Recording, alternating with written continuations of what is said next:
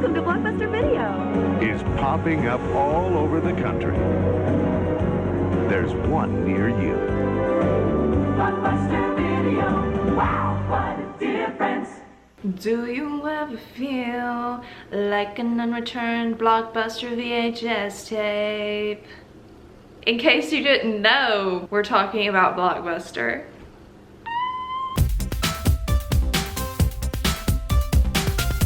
So if for some reason you don't know what Blockbuster is, or was, it was a video rental store. You could just go in there, find some of your favorite movies and rent them. They had every genre, from horror to romance to action. Anything you could think of, they had it. Or so they told us. It felt like when you walked in there, the world was your oyster. You could find any movie that has ever existed on the planet. They also had games and music, but I was not really into all that. It was mostly movie store. At least the one that I went to, they had huge windows, and the movies by the windows would always be faded, like super faded from the sun. So you know they've been there a while. They had the new release section where they would have like a bunch of the same movie, like almost the entire wall would just be full of like one or two movies, but like a lot of copies of them. There were also movie snacks by the checkout. They had popcorn,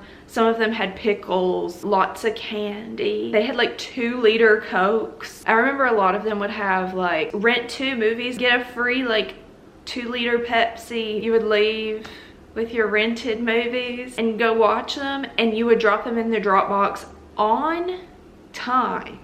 We'll get into that, but if you were not on time, there were serious consequences. So many families probably had so many fights over getting that Blockbuster movie in that Dropbox on time. So many fights. Did you drop the Blockbuster movie off yet? No? Okay, well, I guess we'll just pay the late fee. Millions of families shattered. I saw some of these stories from former Blockbuster employees, and they kind of like show you what it was really like to work at Blockbuster. There were always customers looking for a movie that they forgot the title of, but made you guess the movie based on their super vague descriptions of it. I feel like that would actually be like a fun little game to play. Actually, I won't say that. It would be fun if it was in a game setting, but if you're at work, I feel like that would be really frustrating, and they would probably get mad at you. You know, it's like the movie with the guy, and then he like gets in a fight with the other guy, and then he like goes somewhere. There's like sand or something. Our most stolen DVD was The Notebook. We eventually stopped carrying it because we'd keep having to replace it every few weeks. That's the most random movie to steal. I guess because it's like a Nicholas Sparks classic, and who wouldn't want to own that, even if it was illegal? And I saw that some of the employees got hired because they answered movie trivia questions correctly, which I think is actually really funny. We would hide the new movies so our friends would be able to find them, and the amount of VHS tapes that we would take home to watch without checking them out was amazing. I think I probably still have about 20 of them. That's so fun. See, that would be why I would want to work there. The Blockbuster that I used to go to, I think, is now an optometrist's office.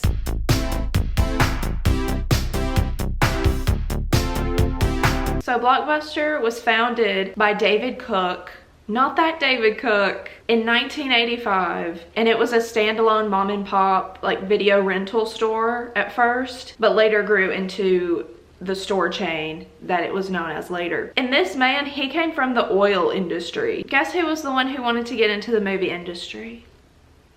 Wifey, his wife. She was like, chill out with that oil, let's get into the movie industry, this is where the future is. So it grew and grew and grew, and at its peak in 2004 they had over 9,000 stores. They were thriving, but the first one was opened in Dallas, Texas. I wonder what that is now. I wonder if that's an optometrist office now.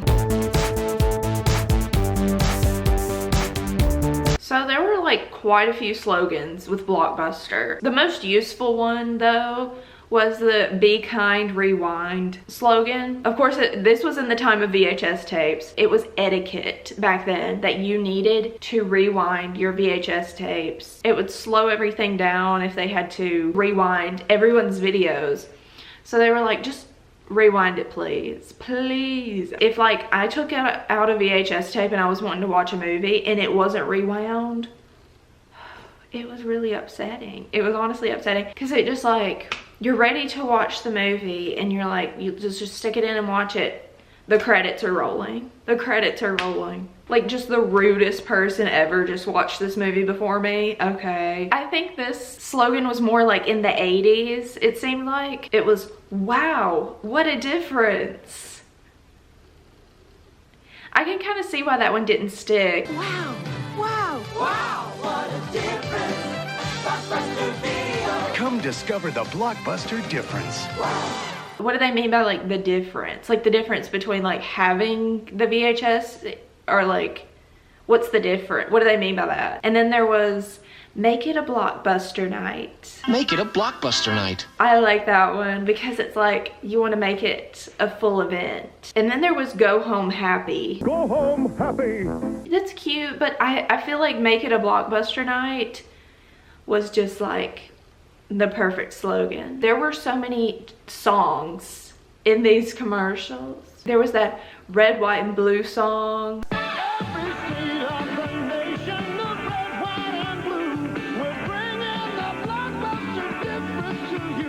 And then in this one, they were absolutely going for it. They were giving vocals. All the hits, all the time. Blockbuster video.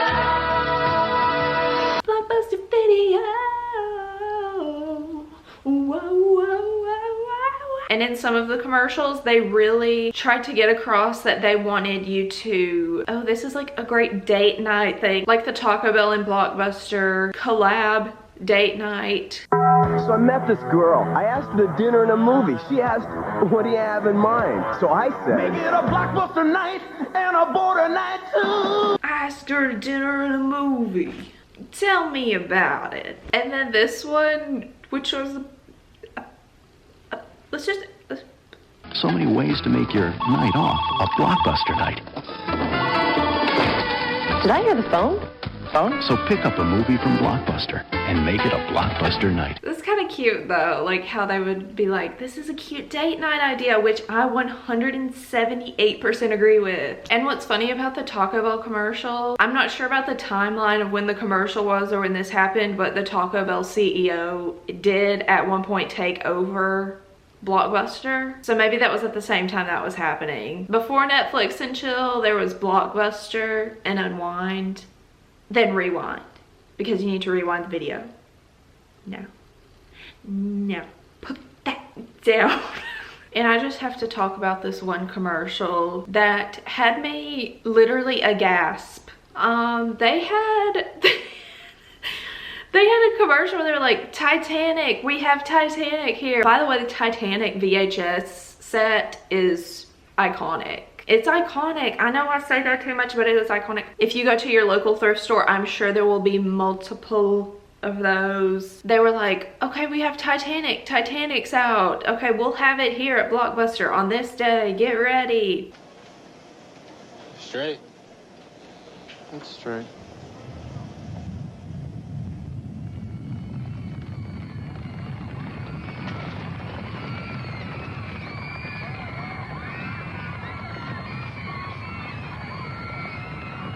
Is it like supposed to be girls like wanting to go see Titanic? At first I thought it was like sound effects from the movie. Get Titanic Monday, August 31st at midnight. Guaranteed to be there with a chance to win a fantasy cruise. You can win a cruise.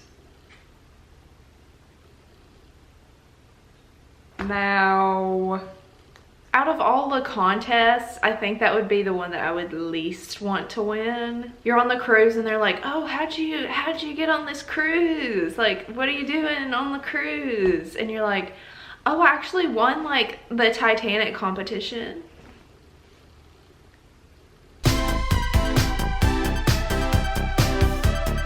So many celebrities were paparazzi'd outside or inside even Blockbusters. Now that I think about it, I think paparazzi probably loved Blockbuster because there were so many big windows in there. Like the walls were just huge windows and they could get their camera and like film them inside, because some of the pictures that I've seen look like they're taking them from inside the store, which I don't think that's legal. Maybe it was at that time. I remember seeing like so many pictures of Britney Spears at Blockbuster and I was like, she gets it. The picture of Miley Cyrus with like 10 Blockbuster DVDs. The pictures of Haley Dove. This had to have been set up. This beyond magical moment in 2007 of Haley Dove returning her DVDs on time like the good citizen she is. That's what BuzzFeed said about that moment. And there were so many movies that I remember showing them in a Blockbuster or like a video store similar to Blockbuster, like in The Holiday with Jack Black and Kate Winslet, which is a really cute scene where they're like going through the movies and he's like, oh, do you like this movie? And he's like starts singing the soundtracks from them. Really cute moment, like a movie store moment. And I was like, that doesn't happen anymore. That can't happen to me now because they don't exist. Even in I Am Legend, one of the scenes from that movie that sticks out in my mind is when he goes into the video store and there are like mannequins around and he's pretending to talk to them and he's going through each movie and renting them one at a time. And I was like, this is like an awful situation to be in, just the I Am Legend thing in general. But I feel like that would be a fun thing to just go through each movie and rent them. And then on the Amanda show they had Blockbuster. They sold like bootleg versions of movies and they even mentioned Blockbuster by name, but they're like, no, it's Blockbuster. I'm gonna report this store to Blockbuster headquarters. No, we are not Blockbuster, we are Blockbuster. Blockbuster? So I feel like in a way it was the person that bought the movie's fault because they thought it was Blockbuster and they just read it wrong. Saturday Night Live could never, actually, they could never. And they almost had a Blockbuster amusement park, like Disney World level amusement park, but that never happened. But they did have an indoor theme park in the 90s and they only had 2 locations and the name of it was Block Party. Kind of genius. It was like a city street theme and it was supposed to be like the city but inside, and it was supposed to seem like it was nighttime all day but you were like on the streets and it was like different corners of the street. It was really cool. I thought it was really cool. But the thing about this was it was designed for 18 to 45 year olds. Like you had to be 18 plus after 8 p.m. The kids had to be out of there. They had a motion simulator ride, an arcade. They had like an indoor play place, like maze. You know how they have those at McDonald's, like the play place? It was like an adult version of that. It sounds fun in theory. They had like restaurants, dining areas, but I think like the aesthetic of it was really cool. But I mean, you can see how it didn't last very long. I think it closed down in 2000. I think just the kids were just taking advantage of it, or the adults. The late fees. Each day that you were late on returning your Blockbuster video, you would get charged. I tried to find the exact amount that you would get charged. I'm sure it changed with different times, but I saw some people say around $1. I saw some people say more. In the year 2000, Blockbuster made $800 million from late fees alone.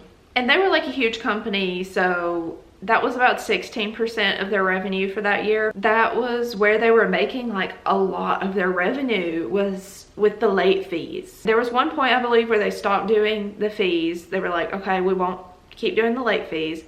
And they lost a lot. They lost like $200 million or something that year. I'm pretty sure that was true, but some people were saying that they stopped doing it, and then some people were saying that they just said they stopped doing it, but they didn't. I guess there are different opinions on like whether the late fees were like an okay thing to do or not. I feel like, especially since they were like some of the first to do this, they were like, how are we supposed to get these back? Like, what's gonna be the incentive for people to return these? So I'm guessing they thought like, we need to have late fees, but then they were like, oh, okay, we're making almost $1 billion off of this. So let's just keep doing the late fee. Maybe we'll, and I don't think it was like a huge deal until Netflix came around and they said, we're not doing late fees. No late fees from us. Netflix. All the movies you want, $20 a month, and no late fees. And that was really when it started to all unravel, start tumbling down. There's the story that Netflix was founded because the founder had a $40 late fee from Blockbuster from renting Apollo 13. But I saw some people say that that was just, it was a good story. It was like kind of like a relatable story to get more people to want to subscribe to Netflix. And the kicker about the whole Netflix thing is that Blockbuster previously had turned down buying Netflix for, I think it was $50 million, which sounds like a lot, but when you see where they are now, another just ironic thing, I don't know how this was like passed or whatever, but there is a show about Blockbuster on Netflix that like just came out. It's supposed to be about people working at like the last Blockbuster, but it's on Netflix. It's like a Netflix original. They're petty. They are petty with each other. They are very petty with each other. So Netflix started doing the online rentals where you could like rent a DVD and it would get sent to you in the mail. So Blockbuster eventually started doing that too. They also had a Redbox type kiosk because there's still like lots of red boxes, at least where I live. There was a Blockbuster one and I never went to it. I remember we did have a Blockbuster one here like for a while and I'm really sad that I didn't go to it. So Blockbuster was kind of like dying out and Dish bought them, like the cable Dish. And in 2013 Dish announced that they would be closing the remaining stores. So all of the stores closed except for a singular one that remains in Bend, Oregon.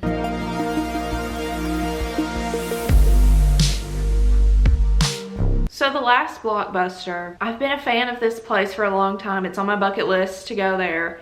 It's basically a tourist attraction now. They have merchandise. They sell a lot of things other than rentals, but they still do rentals, but I think they get a lot of their revenue from merchandise. They have a merchandise store online, but it's a family-owned store and it has been a Blockbuster since 2000. You know, it's more of like a touristy place now. Like they know that people are coming for the nostalgia most likely. Like if people are coming from out of town, there's no way they can go in and just rent a movie and then drive back however far they came from and like return it. So, and I want to go there so bad. Like there was a time, like it was like a couple of years ago where I was like, I'm driving there. And I live in Alabama. That's about like the complete opposite end of the country. And I was like, I'm going, bye, I'm driving there, bye. Like, and one day, I know I will go. They made it into an Airbnb for like just a few nights, but it was like very limited time. Like only a few people would get this opportunity. And I was like trying so hard to get this Airbnb, didn't get it. And I think it was only for local people. Like I think it was like specifically for local people, but I was like, I'll pretend to be local, like people won't know. Y'all won't know I'm not from Oregon. Like y'all won't know. Bless your heart, I am from Oregon. I don't know what you're talking about, darling.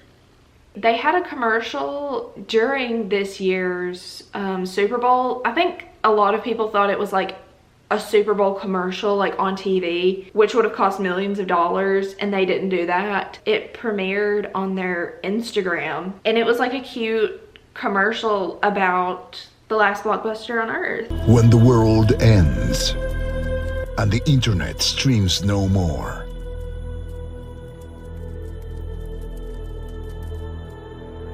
we'll still be here. Hey Steve. And like I'm afraid they're gonna close. They're not gonna close, they're never gonna close. I'm not gonna say that. But if they closed and I didn't get to go, I would be so, you don't understand, like I would be devastated.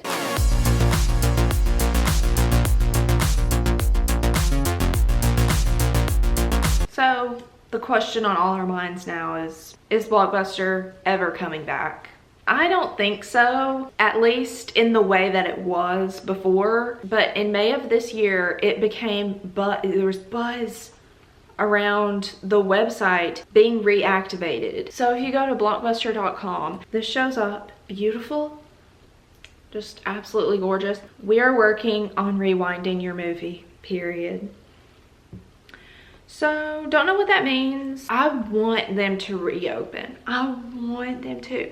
But what I think would happen if they just reopened like all these Blockbusters again, which it could work out. It could, you know, be a booming business again. But I think what would happen would be people would go once, maybe twice, maybe a few times, just for the nostalgia of it, to experience it again. But I don't know if people would come back again and again and again. They're streaming and everything, and I don't know if people would make the effort to come return a movie in person. And then I think it would slowly die back down, which would make it even sadder. Or they could just make a streaming service. The Blockbuster Twitter account has been bringing the sass. I'm pretty sure this is the official Blockbuster account. I don't know. But they've been bringing the sass, especially to our old friend Netflix. A friendly reminder that when you used to rent videos from us, we didn't care who you shared it with, as long as you returned it on time. At Netflix. August 11th, 2020, I'm pretty sure that's the one that I had liked. And it said just checking in, and it had like over 500,000 likes. And then someone replied and said, I'm assuming y'all are gonna want this back. I mean, it's an unreturned Blockbuster DVD. The one time you resist peer pressure, ... Paramount Plus, Netflix, Apple TV. Get in, loser, we're starting a streaming service. Hashtag TBT, thanks at Netflix. So I thought this quote kind of summed it up a little bit of what Blockbuster was. The Blockbuster brand is not only nostalgic, but it's a historic landmark in the history of film. Despite its brand recognition, the company was destroyed by terrible leadership with an inability to pivot and make dynamic business decisions. It was really a historic piece of like film history. They just didn't give into the peer pressure like that meme said, like the meme says it all. They just didn't keep up with the future of technology. Like if Blockbuster was still around, we wouldn't be thinking of it as nostalgically, or if they had tried to do the streaming service and it didn't work, or like, which they did, but like if they were still like kind of thriving, the merch wouldn't be as lit. It wouldn't be like the thing that it is. The piece of historic film history, and that's kind of why I love it. But there have been new ways of bringing pieces of this back that I think have been pretty smart. There's a website that I found that's called freeblockbuster.org, and it's not like the Blockbuster. So it's basically like those libraries that you'll see, like the little mailbox libraries, but it's for movies. This started in 2018 when a former Blockbuster employee and VHS tape collector in California imagined a way to breathe new life into abandoned LA Times newspaper dispensers. And like there's so much merch out there you can get just from like different companies. Like they had Blockbuster merch at Cracker Barrel. And I did get a piece of it. I did, in fact, get a piece of that merch from Cracker Barrel. This was my love letter to Blockbuster. Even though you may have taken some wrong turns, we still appreciate you, and there's a big chunk of my heart. That sounds gross. A big chunk of my heart. A big piece of my heart will always be beating for Blockbuster. I didn't know how I was gonna finish that sentence. Just for them. Let's make tonight a Blockbuster night.